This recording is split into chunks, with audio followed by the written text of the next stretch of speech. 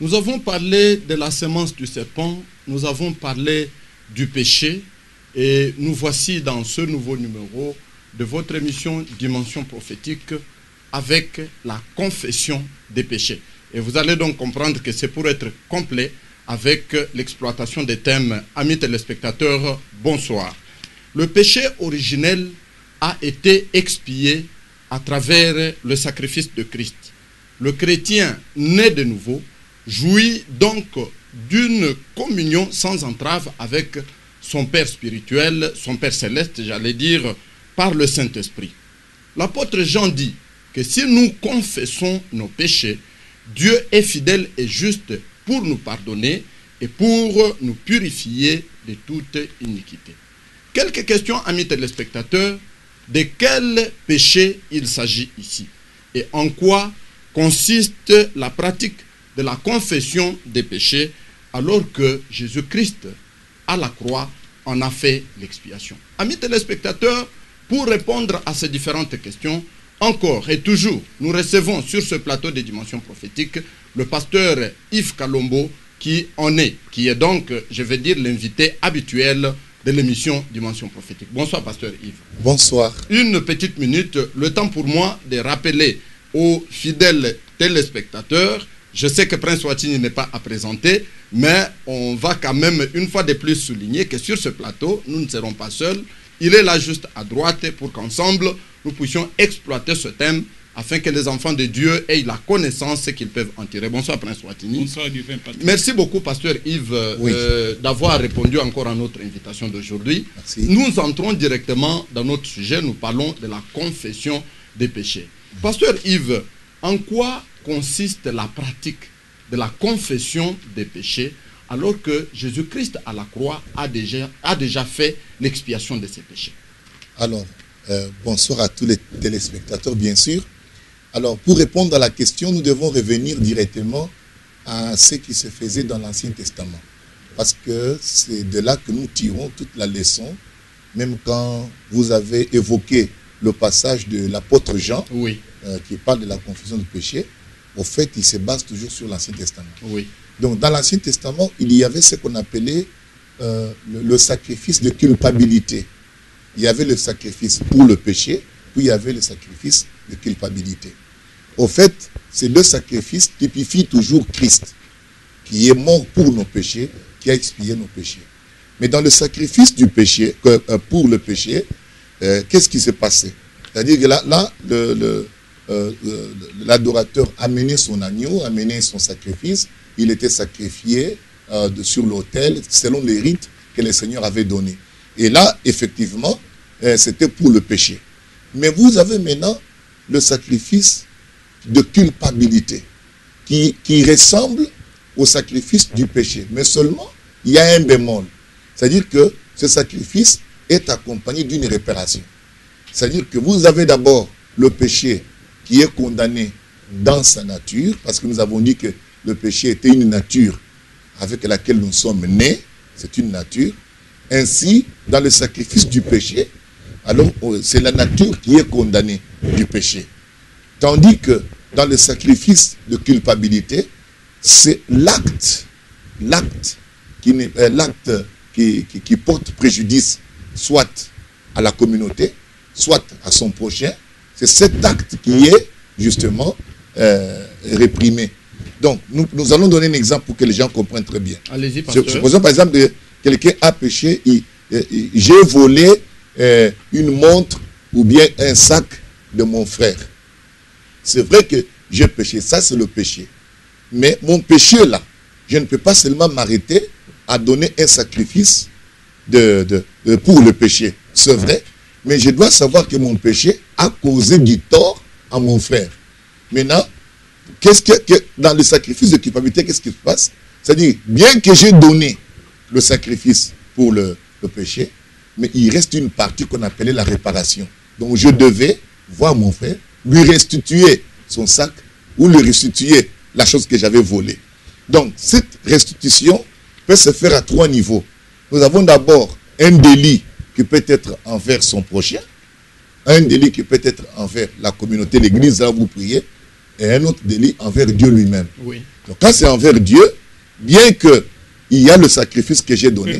Permettez, pasteur. Oui. Avant que vous puissiez vous étaler, vous êtes déjà en train d'aller. Oui, je ne me suis pas encore étalé, donc je vais m'arrêter juste pour donner la figure. Oui. Une petite question de relance. Oui. Si vous pouvez commencer par essayer à nos téléspectateurs s'il y a la différence entre la repentance et la confession. Comme ça, vous allez maintenant continuer avec ces exemples que vous êtes en train de... Voilà. La repentance, bon. Maintenant, d'abord la confession, parce que nous sommes sur la confession. Voilà. Alors, la confession, au fait, c'est l'expression de la repentance. Parce que la repentance, c'est la tristesse que nous avons d'avoir offensé Dieu. La tristesse que nous avons d'avoir offensé. Donc, la repentance... Le regret. Ou le regret. La repentance est dans le cœur. Et ce n'est pas visible. Vous voyez. Mais tandis que la confession fait sortir la repentance. Donc, la confession, c'est tout simplement l'expression de la repentance qui est à l'intérieur. J'ai la tristesse d'avoir offensé Dieu, d'avoir offensé mon frère, d'avoir offensé un ami, choses comme cela. Ça, c'est dans mon cœur. Maintenant, la confession, c'est lui dire clairement que j'ai tort, pardonne-moi. Vous voyez, ça c'est la confession. Oui. Vous voyez. Maintenant, la repentance n'est pas complète sans la confession. Et la confession n'est pas complète sans la réparation. Et la réparation n'est pas non plus complète sans abandon du mal que j'étais en train de faire. Oui. Je ne vais pas te demander pardon, puis je continue toujours à te faire du mal. Donc vous voyez que ça ne marchera pas très bien. Oui, mais parce que Jésus, lorsque Pierre lui a posé la question, combien de fois faut-il pardonner, il a dit 70 fois 7 fois. Donc je peux être à l'aise. Je peux vous faire du mal aujourd'hui, vous demandez pardon, vous faites du mal, vous demandez pardon. Oui, mais moi-même, je dois être honnête. C'est-à-dire que quand je te fais du mal, si c'est intentionnel, et que demain je fais encore intentionnellement, alors je ne suis pas un chrétien. Oui.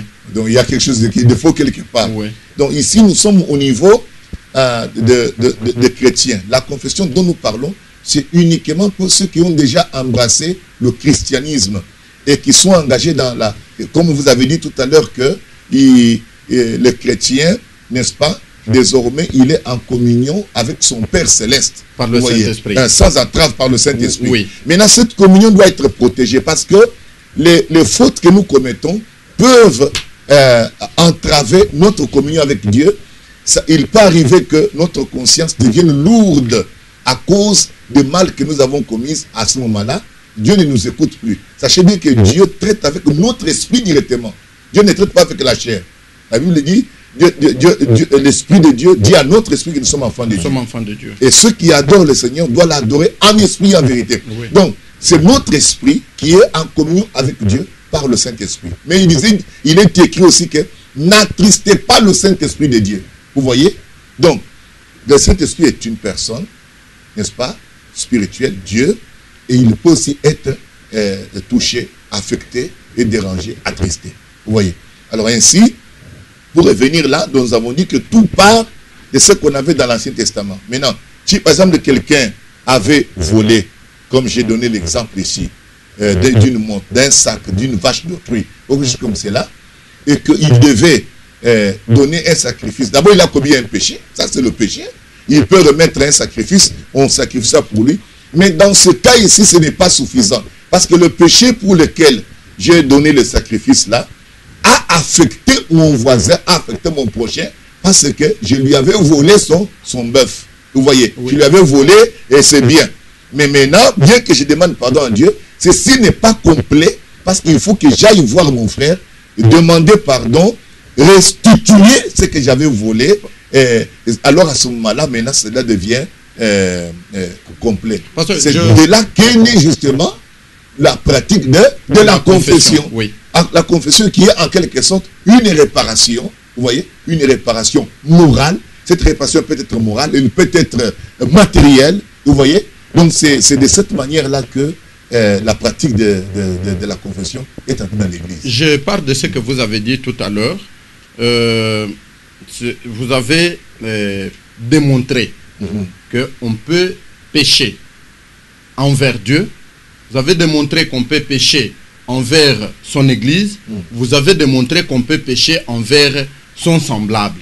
est-ce que vous pouvez entrer dans les détails pour montrer, parce que nous sommes en train de parler de la confession. Le péché, c'était notre émission passée. Oui. Maintenant, vous pouvez entrer dans les détails pour montrer maintenant comment la personne qui a péché envers son prochain doit-elle, c'est ce que vous veniez de dire tout à l'heure, peut-être que vous allez revenir un peu plus en détail, et comment la personne qui a péché envers son église doit-elle confesser son péché, et comment la personne qui a péché envers son Dieu doit-elle confesser son péché. Oui, donc ça c'est déjà bon. C'est-à-dire que nous devons comprendre, quand nous disons péché envers Dieu, envers son prochain, envers sa communauté, il s'agit de quoi? Il s'agit que le tort, c'est-à-dire que la faute que nous avons commise a causé du tort à mon frère, a causé du tort à ma communauté ou à Dieu. Maintenant, quand on dit à Dieu, il s'agit, par exemple, avoir transgressé, par exemple, une parole de Dieu. Oui. J'ai mal agi en faisant ainsi, j'ai transgressé la parole de Dieu. À ce moment-là, je vais demander pardon. Dire, oh mon Dieu, pardonne-moi. J'ai tort, j'ai mal agi. Regardez. Et puis, deuxièmement, il y a maintenant, contre mon prochain. À mon prochain. Je dois lui demander pardon, mais réparer aussi. Et puis, envers la communauté, là, il faut faire attention parce que ici, nous avons l'église. Nous pouvons faire une faute. Par exemple, un pasteur qui tombe en adultère. Il regarde comment ça se passe. D'abord, il pêche contre son prochain, qui est sa femme. Ça, c'est un. Mais comme il est connu dans la communauté de l'église, automatiquement, c'est un péché qui touche l'église, qui affecte l'église. Oui. Donc, il aura réparé d'abord devant avec sa femme, comme d'habitude, et ensuite, il sera obligé de réparer aussi avec la communauté. Conduit. Oui, avec la communauté. Mais aussi, il peut avoir une influence internationale. Vous savez, un pasteur, c'est quelqu'un de renom. Oui. Si il arrivait que cette information passe sur les médias et que les autres fidèles, même des autres églises qui avaient confiance en lui, arrivent à être blessés par les comportements de ces pasteurs-là. C'est vrai, mais bien sûr, nous sommes en train de parler du péché.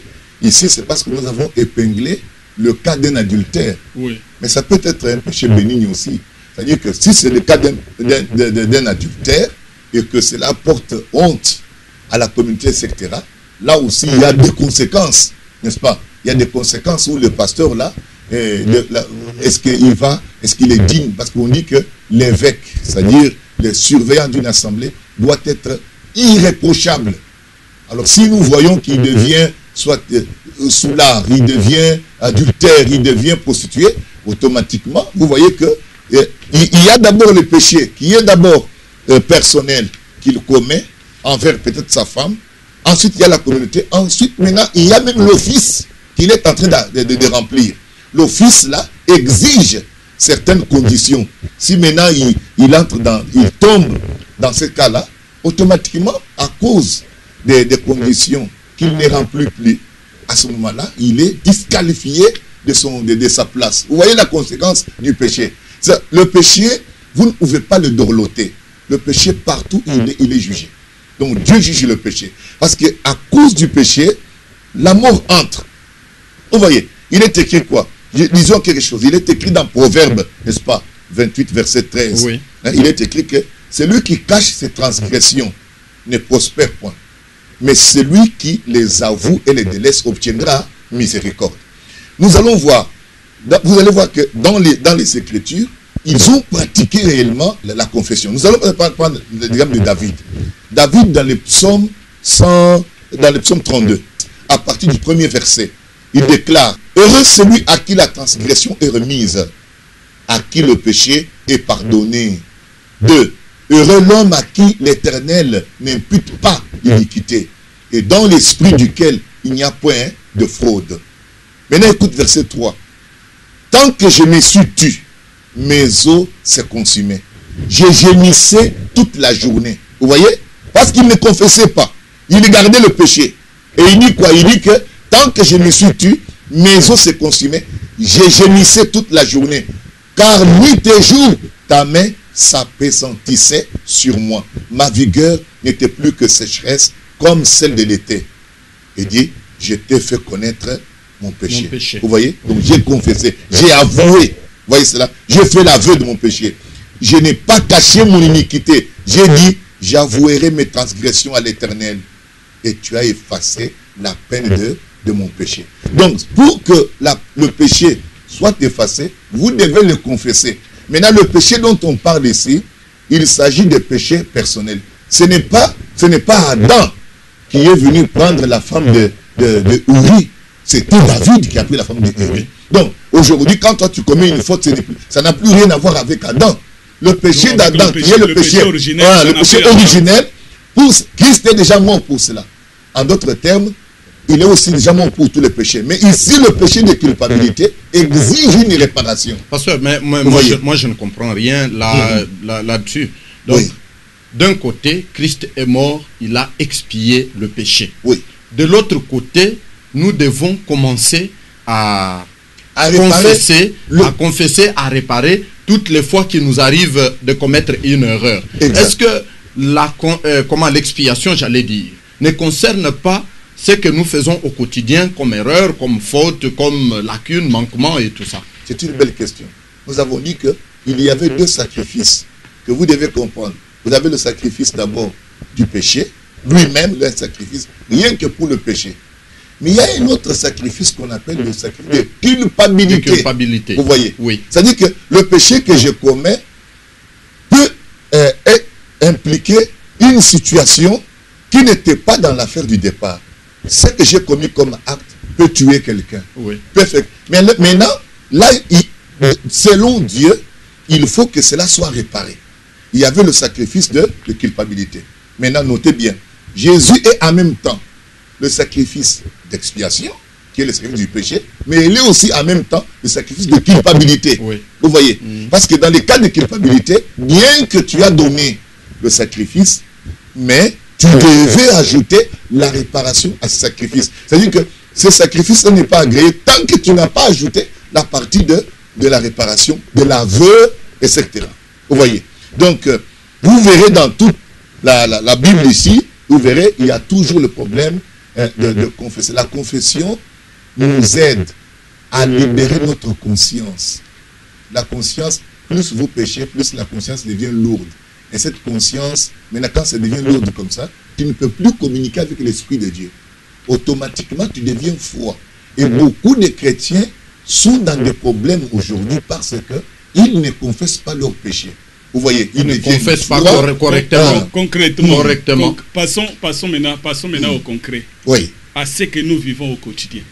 Pour un chrétien, lorsqu'il a commis une faute, doit-il aller rencontrer un abbé et lui raconter les fautes qu'il a commises? Ça suffit ou ça ne suffit pas? Ou carrément passer à la télévision et raconter. Et voilà, même lorsqu'on passe à la télévision, essayer de nous dire si cela est correct ou pas. Moi, j'ai commis une faute, je suis pasteur, je vais passer à la télé pour dire que nous, pasteurs, nous avons commis des fautes. Nous reconnaissons que nous, pasteurs, nous commettons l'adultère. Nous, les pasteurs, nous faisons ceci. Est-ce que cette façon-là est correcte? De confesser. Aller voir un abbé pour dire que nous, les pasteurs, nous commettons ça. Non, on ne confesse pas comme ça. Nous avons dit que la confession vient de la repentance. Et que la repentance est la tristesse, voyez, d'avoir offensé Dieu. Vous devez d'abord être touché. Quelqu'un qui n'est pas touché, même s'il raconte, ce n'est pas une confession. La confession est confession lorsqu'elle provient vraiment du cœur touché. C'est-à-dire, vous êtes dans votre monde, vous avez regretté.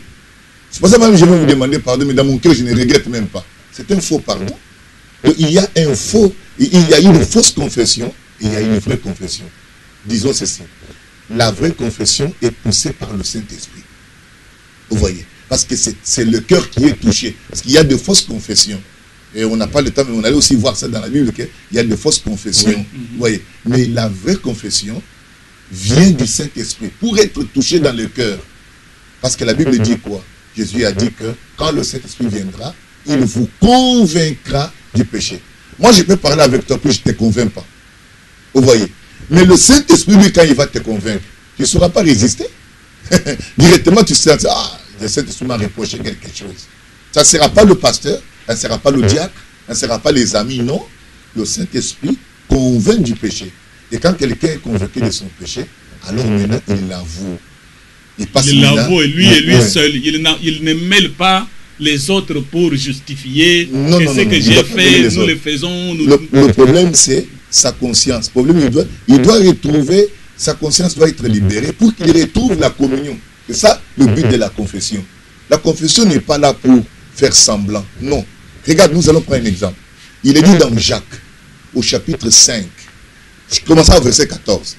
Quelqu'un parmi vous est-il malade, qu'il appelle les anciens de l'église et que les anciens prient pour lui en loignant d'huile au nom du Seigneur. La prière de la foi sauvera le malade et le Seigneur le relèvera.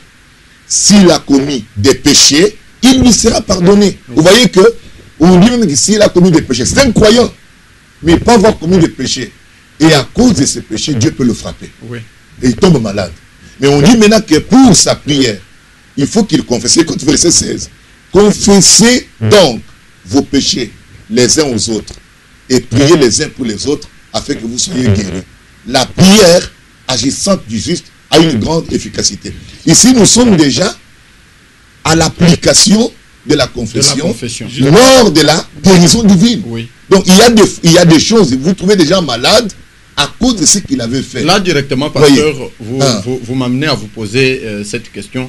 Est-ce que le manque de confession peut empêcher quelqu'un d'accéder à une bénédiction qu'il peut attendre de la part du Seigneur? Je vous retiens un petit moment, le temps pour moi de rappeler aux fidèles téléspectateurs qui nous ont pris en cours que vous suivez l'émission Dimension prophétique. Nous recevons le pasteur Yves Kalombo, notre invité habituel, et avec lui, dans ce nouveau numéro, nous sommes en train de parler de la confession des péchés. Nous attendons vos nombreuses réactions par le mail, notre page YouTube et par le numéro de téléphone qui est affiché. Directement, pasteur, je reviens à vous. Oui. J'ai péché. Ce péché, je ne l'ai pas confessé. Cela peut-il m'empêcher d'accéder à une bénédiction que j'attends du Seigneur? Exactement. Cela va t'empêcher. Parce que dès que tu as péché, ta conscience devient lourde. Écoute ce que déclare l'Écriture. Nous lisons ici dans 1 Jean, chapitre 3, nous allons lire le verset 21. On nous dit, bien-aimés, si notre cœur ne nous condamne pas, nous avons de l'assurance devant Dieu. Si notre cœur ne nous condamne pas, là on a de l'assurance. Or, pour faire la prière, n'est-ce pas, où Dieu nous répond, on nous dit que nous avons cette assurance devant Dieu. Vous devez avoir l'assurance devant Dieu quand vous priez. L'assurance, c'est la foi. Voyez. Maintenant, au moment où votre cœur vous condamne, c'est quand? C'est ce que nous appelons la culpabilité. Oui. Vous sentez dans votre cœur que, en tout cas, j'ai mal agi. Mais vous ne voulez pas confesser ça. Vous ne voulez pas que les gens voient que tu as mal fait.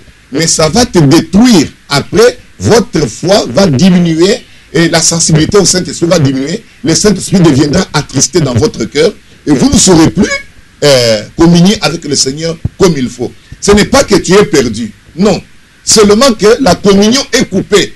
Si tu veux maintenant avoir une marche spirituelle pleine de joie, pleine de grâce avec Dieu, il faut retourner dans la communion. Pour retourner dans la communion, on confesse.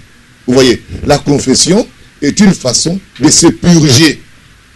Pourquoi? Parce que Christ est le sacrifice déjà du péché, mais et de culpabilité aussi. Mais je dois réparer.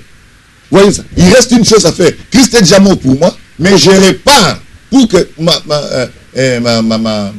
ma confession soit complète. Je confesse maintenant. La réparation, elle est publique ou elle est secrète? Ça dépend. Maintenant, si par exemple... sur cet aspect, je voudrais que nous puissions procéder par un exemple. Je suis votre brebis. Je commets l'adultère avec la femme de divin Patrick. Si je viens vous voir, mon pasteur, je viens confesser chez vous et vous dire, pasteur, je suis sorti avec la femme de divin Patrick. Dieu va-t-il me pardonner? Dieu ne te pardonnera pas. Et comment ça doit se faire pour que Dieu arrive à me pardonner? Voilà. Parce que à ce moment-là, l'acte que vous avez commis a causé du tort. Non pas au pasteur, non pas à Dieu. Mais ça a commis du tort à votre frère. Vous voyez, vous avez pris à ce moment-là sa femme. Vous voyez. Maintenant, dans ce cas-là, comment réparer la faute? C'est envers, n'est-ce pas? Et puis, ça, c'est un des problèmes. Un côté. Mais n'oubliez pas que toi qui es allé prendre la femme de ton frère, toi aussi tu étais marié. Si tu étais marié, ça signifie qu'au moment où tu as commis cet acte, tu as brisé ton vœu de mariage. Donc tu es obligé d'abord de commencer la réparation dans ta propre maison. Tu demandes pardon d'abord à ta propre femme. Ensuite, tu vas prendre ta femme. Tu vas aller voir maintenant la femme de Patrick. Pour aller maintenant réparer cette faute-là. Vous voyez, ça c'est grave. C'est ça la Bible. Moi je pensais que je viens, comme Prince l'a dit, en tant que votre brebis, je vous trouve dans votre bureau, vous me recevez, je vous avoue le tort que je viens de commettre, vous me demandez de m'agenouiller, vous priez pour moi. Et non, ça ne partira pas. C'est vraiment être ignorant sur les Écritures. Le sacrifice a déjà été offert, c'est Christ. Il ne te reste que toi de réparer. Ce n'est pas contre les pasteurs que tu as péché. Ce n'est pas contre Dieu que tu as péché. Tu as péché contre ta femme, avec qui tu avais un engagement sacré, par le vœu sacré de mariage. C'est envers elle que tu dois demander pardon pour réparer cette chose-là. Donc vous voulez dire que le pardon de Dieu dans ce cas-là est conditionné par le pardon de la personne à laquelle vous avez causé du tort. Oui, mais vous avez réparé. Dès que vous réparez, maintenant vous êtes en règle avec Dieu. Avec Dieu. Maintenant, là c'est seulement dans le cas de l'adultère que vous avez dit. Oui. Mais il peut y avoir aussi un autre problème qui n'est pas là, l'adultère. Et si par exemple, comme je disais tout à l'heure là, bon, j'ai volé la chèvre de mon frère, ou bien j'ai pris son argent, quelque chose comme cela, mais je dois réparer. Je ne peux pas aller demander à Dieu pardonne-moi parce que j'ai volé l'argent de ce frère-là. Sans aller voir le frère en question et lui restituer son argent. Dieu n'accepte pas ça. Mais pasteur, il va me traduire en justice. Même s'il te traduit en justice, mais au moins, mieux vaut que les hommes te condamnent plutôt que Dieu te condamne. Parce que Dieu est capable de te délivrer de cette affaire-là. Quand Dieu donne une loi, il donne une conduite. Il n'y a que Dieu qui peut te protéger. Vous voyez. Maintenant, si nous ne réparons pas nos fautes par peur, qui nous craignons réellement? Nous craignons Dieu ou nous craignons les hommes? Nous craignons Dieu ou nous craignons les prisons des gens? Non. Jésus dit, craignez plutôt celui qui peut envoyer l'âme en enfer. Vous voyez, que de craindre les hommes qui sont limités, etc. Donc, nous voulons insister ici pour dire que la confession, c'est une manière de retourner dans la communion avec Dieu, de protéger notre communion, de protéger notre intimité avec Dieu. Le péché alourdit les consciences se noircissent et tu ne peux plus communiquer. Tu deviens sujet d'attaque satanique. Le Satan maintenant peut t'attraper avant qu'on te mange, dans la magie ou quoi que ce soit, on te provoque pour que tu commettes quelque chose de mauvais. Par là, on t'attrape. On ne peut pas, tant que tu es saint dans le Seigneur, tu marches avec le sang de Jésus, personne ne peut te toucher. Mais si tu fais un faux pas, tu sors, tu commences à faire autre chose, automatiquement les esprits mauvais t'attaquent. Ils vont t'attraper. Ils savent qu'il n'est pas dans la ligne, il n'est pas en ordre. Ils vont te suivre. Vous voyez. Donc c'est quelque chose de très important, nous devons comprendre ça. Maintenant, comme on disait tout à l'heure, quand vous allez dans les actes des apôtres, vous allez trouver, on nous dit que, acte 19, versets 18 et 20, on dit, plusieurs de ceux qui avaient cru venaient confesser et déclarer ce qu'ils avaient fait. Et un certain nombre de ceux qui avaient exercé les arts magiques, vous voyez, ayant apporté leur livre, le brûlaient devant tout le monde. Et on en estima la valeur à 50 pièces d'argent. C'est ainsi que la parole du Seigneur croissait en puissance. Regardez comment. Ça, c'est comme je vous ai dit, les confessions sont poussées par le Saint-Esprit. Parce que le Saint-Esprit saisit les gens. Les gens sentent que non, si je ne me répands pas, je vais mourir ici. Et les gens commencent à parler et confesser leur péché. C'est Dieu qui fait ça. Pour que d'autres personnes aussi se convertissent. Comme ce cas ici. Ce sujet est tellement sensible que vraiment il faut que vous puissiez parler vraiment de certains cas pratiques pour que les gens comprennent. Il m'arrive à moi de commettre un péché qui offense un frère. Et je viens vous trouver, vous mon pasteur, ou bien je trouve un autre frère, je lui parle de ce que j'ai fait. Et je dis au frère bien-aimé, je n'ai pas le courage d'aller trouver le frère Prince pour lui dire que je lui avais causé du tort. est-ce que vous pouvez m'aider à aller trouver le frère Prince et lui dire que non, c'est cela qui était arrivé, c'est moi qui l'avais fait. J'ai confessé quand même. Non, tu n'as pas confessé. Parce que ce que vous dites, le problème est basé sur la peur qui prend quelqu'un à l'idée qu'il doit aller avouer qu'il avait volé, qu'il avait... À ce niveau, si vous dites les cas des divins, vous dites qu'il n'a pas confessé, je peux aussi compléter que c'est un criminel qui reçoit la parole de Dieu et il passe à la télévision, il va commencer à raconter: j'avais tué un tel papa à tel endroit la nuit, j'avais volé dans telle maison, vous allez dire aussi qu'il n'a pas confessé. Prenons les deux cas comme vous parlez. Premièrement, disons directement d'abord que aller à la télévision, ça n'a rien à voir avec la confession et la repentance. Comme je vous dis que la repentance est une tristesse. Quelqu'un qui est touché dans son cœur, il n'a pas de temps d'aller à la télévision. Ça n'a rien à voir avec ça. Il est touché par le Saint-Esprit. Il va pleurer, il va demander pardon à Dieu pour son problème. Et puis il va les réparer devant son prochain. Passer à la télévision, c'est pourquoi? Pour être vedette, pour être connu. Ça n'a rien à voir. Donc vous comprenez, la télévision, c'est rien. Comme le frère explique, il peut arriver, comme il dit ici, là maintenant il demande de l'aide. Il dit qu'il n'arrive pas à prendre de courage.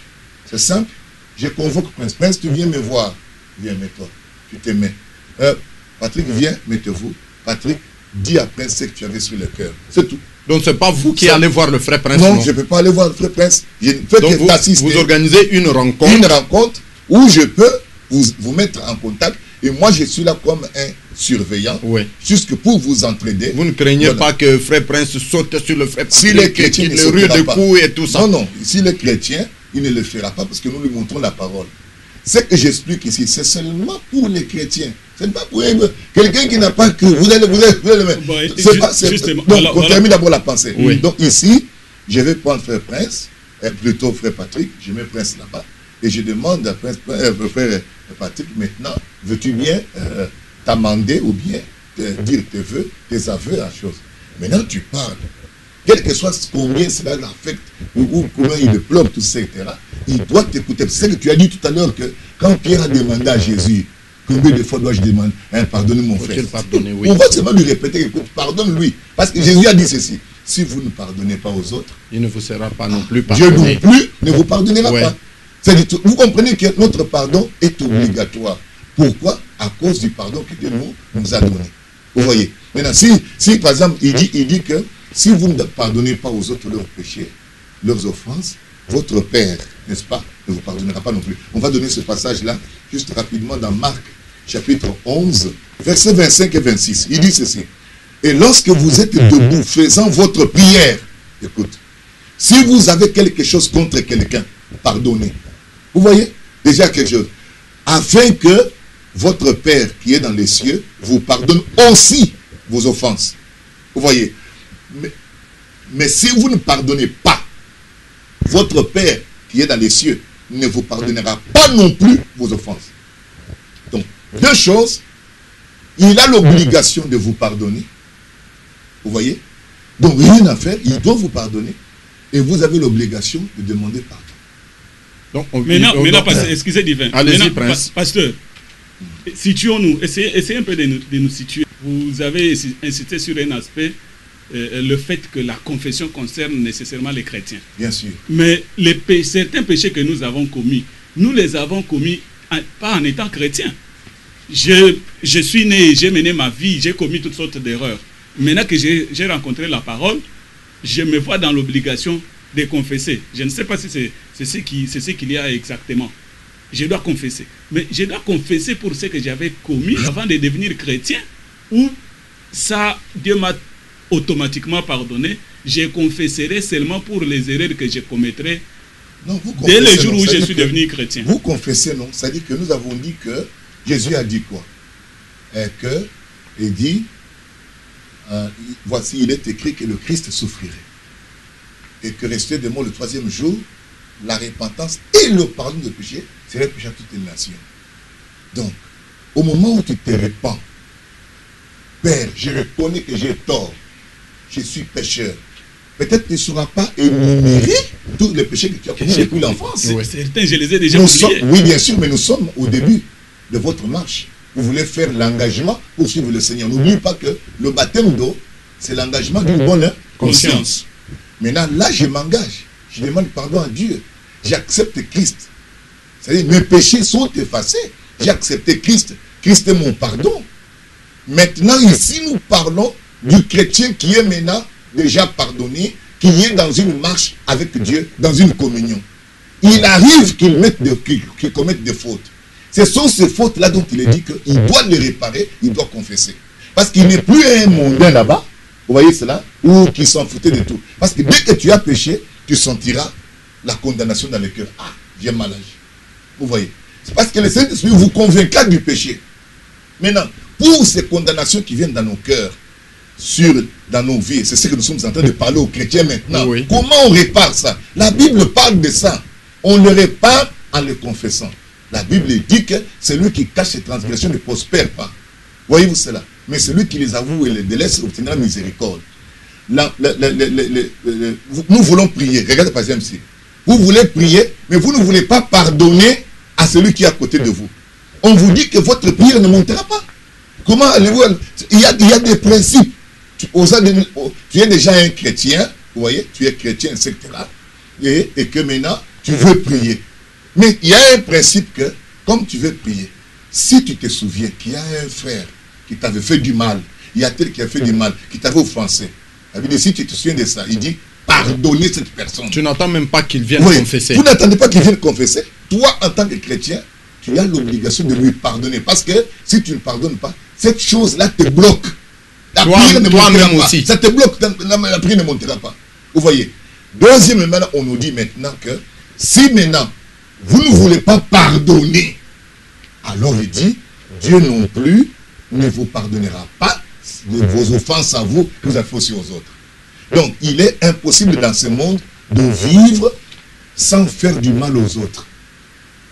Pour certains, tu as fait du bien, pour d'autres, ils verront que tu leur as fait du mal.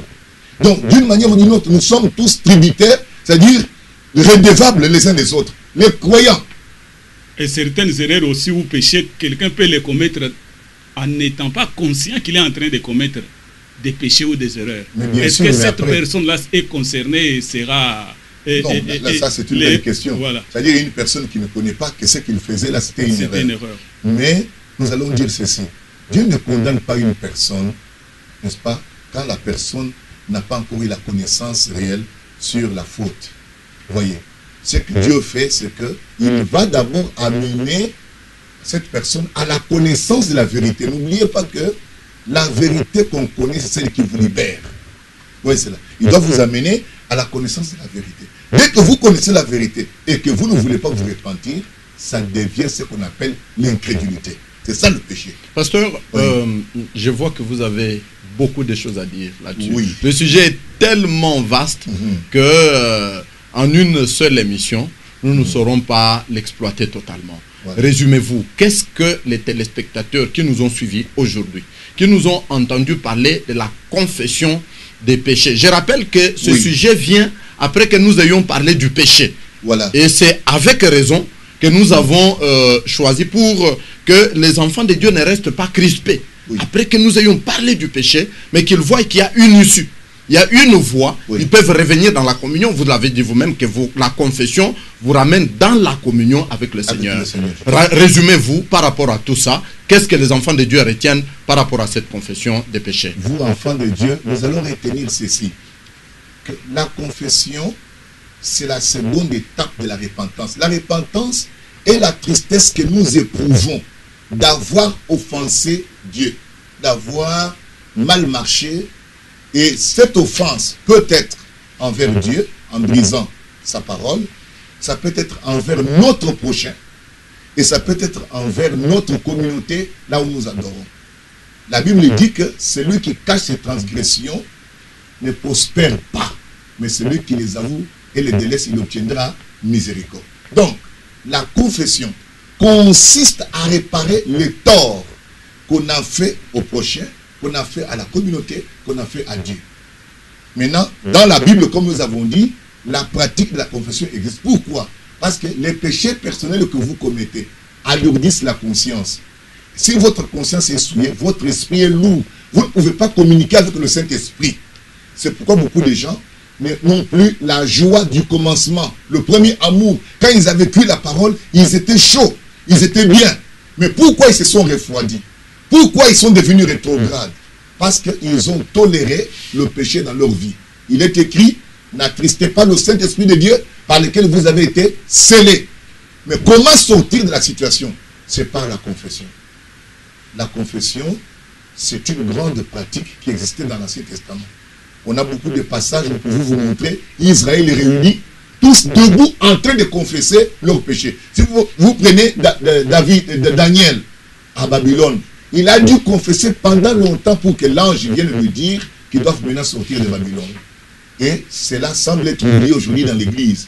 Nous parlons de ceci pour savoir que pour marcher en communion avec Dieu, tenir l'Église debout dans une relation chaude, où on voit des signes de miracles dans l'Église. Des fois, les miracles n'arrivent pas, tout simplement parce qu'il y a le péché. Si c'est le pasteur, il doit confesser, les diacres doivent confesser, les membres de l'Église doivent confesser. Voilà ce qu'on peut dire sur la confession. Que le Seigneur vous bénisse richement. Merci beaucoup, pasteur, pour ces réactions appuyées par la parole de Dieu. Les enfants de Dieu en sont bénis. Merci. Nous espérons que lors de nos prochaines livraisons, vous ne manquerez pas d'être disponible pour continuer à éclairer les enfants de Dieu avec toutes ces réponses dont ils se réjouissent déjà là-bas à la maison. Prince Watini, merci pour cette participation très chaude à cette émission. Amis téléspectateurs, nous avons parlé aujourd'hui de la confession des péchés. Vous comprenez donc, le pasteur l'a dit en détail ici, qu'un péché non confessé peut vous bloquer des bénédictions. Si vous avez besoin d'accéder aux bénédictions qui vous sont destinées par le Seigneur, dans votre vie de chaque jour, essayez de vérifier et voyez ce qui peut empêcher que vous puissiez accéder à la bénédiction. Confessez cela et le Seigneur, l'apôtre Jean, le verset que nous avons donné, il dit, il est juste et fidèle pour nous pardonner. Donc vous avez une garantie du pardon. N'hésitez pas de confesser votre péché. Dieu est là pour vous les pardonner. Fidèles téléspectateurs, continuez à nous suivre. C'est votre émission Dimension Prophétique. Nous sommes arrivés à la fin du numéro d'aujourd'hui. Nous attendons vos réactions au travers du numéro de téléphone, au travers de notre page YouTube, au travers de la boîte mail. Ne manquez pas de réagir. Nous attendons vos réactions et le pasteur sera toujours là pour répondre. Merci à toute l'équipe de Logos Fontaine. Merci à toute l'équipe de la radio-télévision du groupe L'Avenir. Nous prenons rendez-vous avec vous au prochain numéro avec le même plaisir. Que notre Dieu vous bénisse et au revoir.